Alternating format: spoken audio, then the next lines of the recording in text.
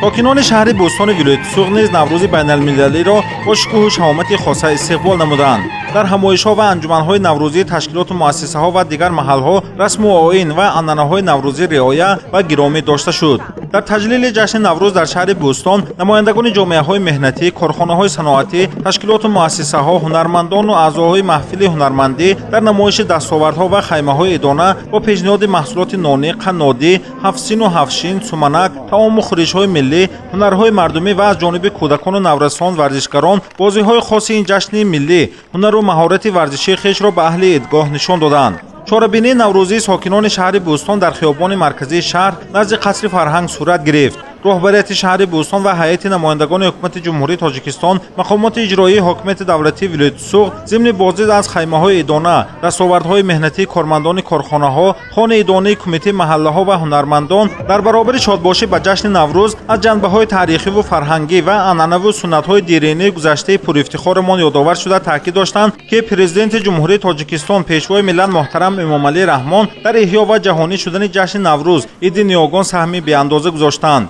زیرا جوهر تاریخی و فرهنگی جشن نوروز سعادت و پیروزی اهل بشر بوده، انسانها را به همدیگر فهمی و همزیستی آسایشته، نکوکاری و سازندگی، دوست داشتن و احتیاط کردن طبیعت و نعمت‌های آن هدایت می‌نماید که امروز خلق تاجیک و جهانیان نوروز و آیین‌های نیک آن را چون رمز دوستی و همدلی قبول نمودند. در جمع آمد و تمنیات نماینده حکومت جمهوری تاجیکستان، رهبریت شهر بوستان کل ساکنان شهر بوستان را به افتخار جشن نوروز خجسته تهنیت گفته تاکید داشتند که نوروز این ایامی بیداری طبیعت، شکوفتن‌ها و موسم نوی تقویت دادن کارهای بنیادکاری و سازندگی بوده. اهل شهر بوستان، کمیته و محله‌ها، کارخانه‌های صنعتی جهت باز هم افزون نمودن نشاندادها، موفقیت‌های سازنده در رشد شهر بوستان و بالا برداشتن اقتصادیات مملکت سهمگذاری می‌نمایند. در برنامه نوروزی اهل فرهنگ و هنر صحنه‌های بیدار شدن طبیعت، خنده‌های کودکان و نورسان، شادی و فرح از رسیدن روز نو، رمز بهار و تمنیات ادانه افاده یافت. همچنین صحنه‌های نوروزی ترانه‌ها در وصف بهار و نوروز با اشتراک هنرمندان، دسته‌های هنری بخش فرهنگ شهر بوستان تجسمگر نیت، آرزو و عمل ساکنان بهر شکوفایی بود. наврӯзи хуҷаста ба аҳли ноҳияи мастчоҳ пайки шодию сурур оварда дили ҳамагон саршори меҳру муҳаббат ва чеҳраҳои хурду калон шукуфта дар мавзею маҳаллаҳои ноҳия наврӯзиҳо оростанд. сокинони ноҳияи мастчоҳ наврӯзи аҷдодиро ки тафаккури ободгарию созандаро эҷод мекунад бо тадбирҳои ободонию созандагӣ истиқбол ва ҷашн гирифтанд. хиёбони марказӣ, боги фарҳангии тоҷикистон ва қасри фарҳанги ноҳия наврӯзгоҳ гардида бо иштироки сокинони сершумори ҳамаи ҷамоати шаҳраку деҳоти ноҳия шукӯҳи хоса дошт. мардуми мастчоҳ ҳанӯз расм оини қадимии худро фаромӯш накарданд. дар ин ҷо аз тамоми анвои хӯрокӣ мисли сумалак, мисли ҳалво, мисли нонҳо, фатирҳо, мисли ошҳои бадуғ, мисли дигар ҳамин самбусаҳо ва ҳафсин ва ҳафшин ва ҳама чизе ки ҳастанд. мардум итминон ба рӯзгори хуш дорад ва бовар доранд ки наврӯз барои одам сарсабзӣ рӯзгор меорад ва рӯзи мардум рӯ ба сӯи беҳбудӣ мебарад. наврӯзи мо наврӯзи ҷаҳонӣ гардид. албатта бо омадани наврӯз пайғоми нав, рӯзи нав, иқболи нав ва мардуми деҳқон боз ба деҳқонии худ шурӯъ менамояд ва ин аз баракати сол ва фаровонӣ мужда медиҳад. дар гӯшаҳои идонаи ҳамаи ҷамоати шаҳраку деҳот, корхонаю ташкилот таомулу суннатҳои неки наврӯзӣ таҷассум ёфта дастовардҳои сокинони ноҳия пешниҳоди ҳамагон карда шуданд. сокинони ноҳия хусусан кӯдакон, тарбиятгирандагони кӯдакистонҳо анъанаю суннатҳои ин айёми офариниш ва эҳёи табиату одаму оламро дар шеъру тарона, дар ҳунарҳои миллӣ, пешниҳоди таому хӯришҳо, анъанаҳои наврӯзӣ ифода намуданд ва бозгӯи моҳияти ин айёми фархунда гардид. ҳар ки рӯзи наврӯзро ҷашн гирад ва бо хуррамӣ бипайвандад, то наврӯзи дигар умр дар шодӣ ва хуррамӣ мегузаронад. аҳли наврӯзгоҳ ва сокинони ноҳияро намояндаи ҳукумати ҷумҳурии тоҷикистон, намояндаи мақомоти иҷроии ҳокимияти давлати вилояти суғд ва раиси ноҳияи мастчоҳ ба ифтихори ин ҷашни фархундаи миллию ҷаҳонӣ шодбош гуфтанд. дар ҷашни наврӯзи ноҳияи мастчоҳ ҳайати намояндагии ноҳияи бӯкаи вилояти Тошканди ҷумҳурии Ӯзбекистон ширкат варзида аҳли ноҳияро ба ифтихори ин ҷашни байналмилалӣ муборакбод гуфтанд. иштироки меҳмонон аз ҷумҳурии Ӯзбекистон ҷашни наврӯзи аҳли ноҳияи мастчоҳро боз ҳам шукӯҳманд намуд. дар рақсу тарона ва суннатҳои наврӯзӣ фарорасии айёми гармии ҷонбахши баҳор, шукӯҳу бедории табиат ва шодию фараҳи ҳамагон инъикос ёфт. дар иҷрои суннатҳои наврӯзӣ бахусус занону духтарони деҳоти ноҳияи мастчоҳ фаъолона ширкат варзида, пояндаву зинда доштани анъанаҳои неки ин ҷашни аҷдодиро таҷассум намуданд. дар наврӯзгоҳи ноҳияи мастчоҳ дар намоиши пурмуҳтавои аҳли фарҳанги ноҳия ва ҳунармандони касбӣ аз пойтахти мамлакат шаҳри Душанбе арҷгузорӣ ба таомули аҷдодӣ, эҳёи суннатҳои наврӯзи оламафрӯз, наврӯзи даврони соҳибистиқлолӣ бо шукӯҳи хоса таҷассум ёфт ва наврӯз айёми гулу сабзаву бедории табиат, айёми файзу фаровонӣ ба ҳамагон суруру шодӣ овард. аҳли ҷомеаи ноҳияи Спитамин ҷашни Наврӯзи ҷаҳониро бо дастовардҳои тоза, рӯҳии созандагӣ истиқбол гирифтанд. дар кӯчаву хиёбонҳои ноҳия шиору овизаҳои Наврӯз ҳамчун ҷашни ҷаҳонӣ, дӯстию рафоқати байни миллатҳо таҷассум ёфта, иҷрои оинҳои неки наврӯзӣ, таомули гузаштагон, дӯстию рафоқат ва муносибати неки ҳамсоядорӣ аст, ки дар наврӯзиҳои сокинони ноҳияи Спитамин меҳмонон ҳайати намояндагони шаҳри Бекободи Ҷумҳурии Ӯзбекистон баҳри иштирок дар ҷамъомадии дона ба ноҳия омаданд, ки меҳмононро намояндаgoни мақомоти иҷроии ҳокимияти давлатии ноҳияи Спитамин истиқбол гирифта ва чорабинӣ роҳнамоӣ карданд. дар идгоҳи асосии варзишгоҳи марказии ноҳия ташкили хаймаҳои идонию пешниҳоди анвои гуногуни маҳсулоти кишоварзӣ, оростани хони наврӯзӣ нишон аз фаровонию баракати кори кишоварзон ва аҳамияти ин ҷашни ҷаҳонию оинҳои неки онро медиҳад.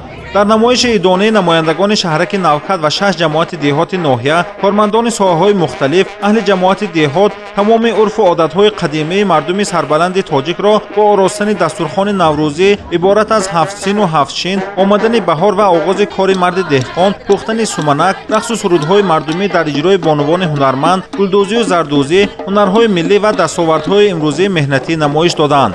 мусобиқаҳо, суманакхонию шӯру таронаҳои наврӯзӣ тантанаҳои идонаро файзу таровати тоза бахшида, шодиву нишоти аҳли маҳфили наврӯзиро афзун мекард ва сокинони ноҳияи Спитамин дар ин рӯзи файзбори баҳорӣ дасти ҳамдигарро бо меҳрубониҳо гирифта, бо ифтихор аз дӯстию рафоқат, ки аз фазилатҳои ҷашни миллӣ аст, Наврӯзро истиқбол гирифтанд. дар пешниҳоди хони наврӯзӣ иштироки аҳли ҷомеа, собиқадорон ва таманниёти марди деҳқону ҳунармандон, пирони рӯзгордида ин нукта зикр гардид, ки бо ташаббуси пешвои миллат муҳтарам Имомалӣ Раҳмон ҷашни Наврӯз аз нав эҳё ва ҷаҳонӣ гардид, ки насли ҷавони даврони нав аз ин падидаҳои умедбахш орзуи умедҳои зиёд доранд.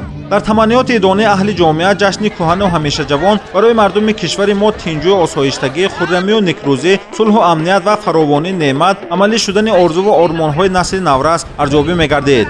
дар варзишгоҳи марказии ноҳия дар баробари ташкили растаҳои намоишӣ пешниҳоди номгӯи зиёди маҳсулоти кишоварзӣ, чорабинии дона бо иштироки аҳли ҷомеаи ноҳияи Спитамин баргузор гардид. аҳли тантании ҷашни фархундии Наврӯз ва дар симои онҳо кулли сокинони ноҳияро намояндаи ҳукумати ҷумҳурии Тоҷикистон, мақомоти иҷроии ҳокимияти давлатии Вилояти Суғд ва роҳбарияти ноҳияи Спитамин шодбош намуда, беҳтарин таманниёти наврӯзӣ эҳдо доштанд ва тавре таъкид гардид, ки шукӯҳи иди ниёгон шаҳодати он аст, ки ҳамагон шукргузоранд, маҳз бо шарофати истиқлолияти давлатӣ ин ҷашни аҷдодӣ зиндаву поянда гардид ва моии ифтихори ҳар нафар аст, ки бо иқдому ҷасорати сарвари давлати тоҷикон, пешвои миллат муҳтарам Имомалӣ Раҳмон, Наврӯзи ниёгон ҷаҳонӣ шуд. аҳли заҳмати ноҳия бо чунин нерӯ заковат бо пуштибонӣ аз сиёсати созандагии ҳукумати ҷумҳурӣ барои ривоҷи корҳои кишоварзӣ, бунёдкорӣ, ободии роҳҳо, рушди саноат, эҳёи ҳунарҳои миллӣ, афзун намудани маҳсулоти кишоварзӣ, беҳдошти вазъи иҷтимоии хеш кӯшиш менамоянд. чорабинии пурмуҳтавои идонаи ҳунармандони бахши фарҳанг, ки пешниҳоди сокинони ноҳия гардид, саршори меҳру вафо, файзу нусрат, шукргузорӣ аз мероси ниёгон, расму оини наврӯзӣ, ифтихор аз истиқлолияту ҷаҳонишавии Наврӯз буд, ки зимни баромадҳо ва таманниёти наврӯзӣ ифода гардид. бо ҳамин гуна рӯҳии болидӯю фазои нишод аҳли ноҳияи Спитамин Наврӯзро истиқбол гирифтанд ва боварӣ доранд, ки аз Наврӯз то Наврӯз диёри ҳамешабаҳори Тоҷикистон боз ҳам ободу зебо мегардад. дар шаҳраки Консои шаҳри Гулистон ҷашни Наврӯзро бо иҷрои амалҳои нек, аёдати собиқадорон ва кӯмаки маводи ғизоӣ ба оилаҳои ниёзманд истиқбол гирифтанд. дар ин рӯз дар варзишгоҳи марказии шаҳраки Консой аҳли ҷомеа, хонандагони муассисаҳои таълимию то мактабӣ баҳри таҷлили ҷашни ниёгон ҷамъ омаданд. шодиву сурур, сурудхониву хушҳолӣ ва рақсу мусиқӣ дар ҷашни Наврӯз шукргузорӣ аз ҳаёти созандагии инсонҳо, равобити он бо табиат ва идомаи зиндагии наслҳо гувоҳӣ диҳад. Аз тарафи дигар ёдрас намудани оинҳои неки ниёгони ориёӣ мо мебошад, ки бо гузашти айём дар сайри таърихии худ роҳи пурпечутобро тай намуда то имрӯз мазмуни ғанитар гирифтааст. дар ҳар растаи намоиши дастовардҳои сокинони шаҳраки Консой баробари пешниҳоди наву номгӯи таому хӯришҳо, ҳунармандон, кадбонуҳо бо суруду таронаҳои наврӯзӣ таманниёти нек, умеду нияту барору баракати корҳои ободониву созандагиро ба аҳли идгоҳ эҳдо мекарданд. фазои идона ва асолати ҷашни миллии ҳамагонро ба иҷрои корҳои ободонӣ, меҳнати созанда, дӯст доштани меҳан, садоқат ба обу хоки ватан ҳидоят менамояд. پیش از آغاز چاره‌بینی عیادت سابقه‌داران جماعت شهرک گذرانیده شد. اینچنین در چاره‌بینی ایدانه خیمه‌های نوروزی با نمایش هنرهای مردمی به معرض گذاشته شد. در جمع آمد ایدانه به افتخار جشن نوروز جهانی راهبریت شهر گلستان، مسئولین جماعت شهرک کنسوی تاکید داشت که عملی نمودن تدبیرها، اقدامهای سازنده و عزم و نیت مردم، عملهای آبادگرانه صاحبکاران محلی از نوروز تا نوروز کارهای سازندگی تقویت یافته در شهرک کنسوی دوام یک سال اخیر انشاءات اجتماعی، استحصالی و خدمترسانی بنیاد گردیده، بیمارخانه بیماری‌های سرایتی تعمیر کلی گردیده، شرایط بهتر به ساکنان فراهم آورده شد و این روند ادامه داشته نقشه‌های بنیادکاری به استقبال جشن 35 سالگی استقلالیت دولتی جمهوری تاجیکستان عملی کرده می شود. در جمع آمد بهره نویل شدن به نشان دهنده‌های مهنتی یک قطار کارمندان کارخانه مشترک اپریلیفکا با سپاسنامه و تحفه‌های ادانه قدردانی کرده شدند. برنامه پرمحتوای فرهنگی از طرف هنرمندان و فضای ایدانه نوروزی‌های اهل شهرک کنسوی شهر گلستان شکوه نو بخشیده، سرود و ترانه‌ها از این روز فیروز، جشن بهار، بیداری طبیعت، برابر شدن روز و شب و همگان فرح و شادی فزون آورد.